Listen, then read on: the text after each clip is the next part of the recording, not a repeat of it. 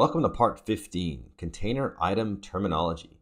So this section is going to help us prepare for more modern and complex displays that are upcoming, such as the Flexbox and the Grid.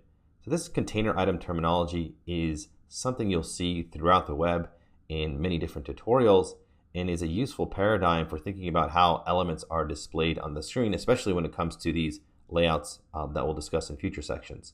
So as we've seen before, I like to think of every element as a rectangular box, and placing the border around each element can help you distinguish the bounds for that particular element and that particular box.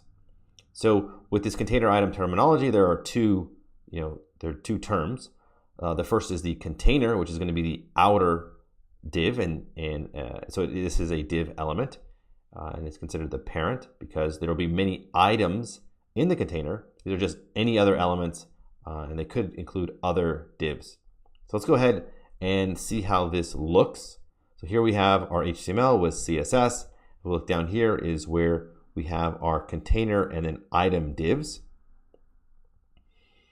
So once we execute this, we can see what this container and item look like. So the container is not labeled, but it's this outer black dashed rectangular box.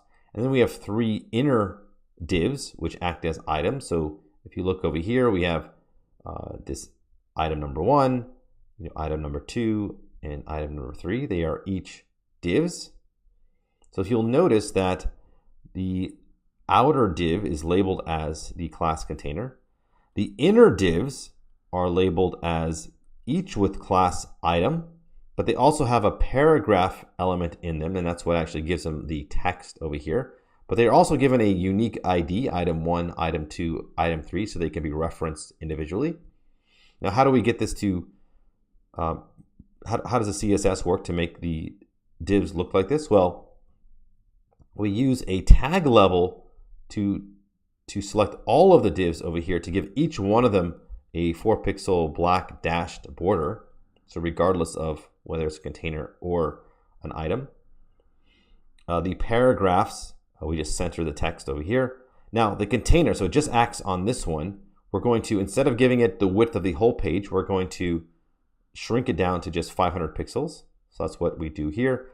Now there are three items in the item class. So we have item, item, item. So this selects three divs. We're just going to give it a margin here of 20 pixels on each side. So left or top, right, bottom, and left are each 20 pixels.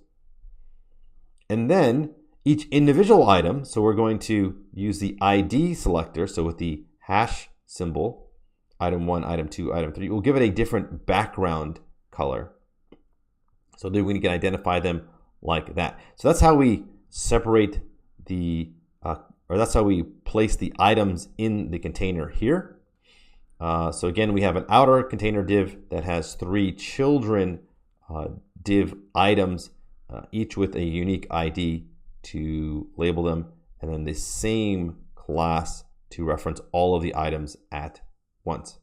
Okay, so we're going to use this terminology upcoming with Flexbox and Grid, so it's good to just understand the container and the items, and this is something that you'll see all across the web in many different types of tutorials.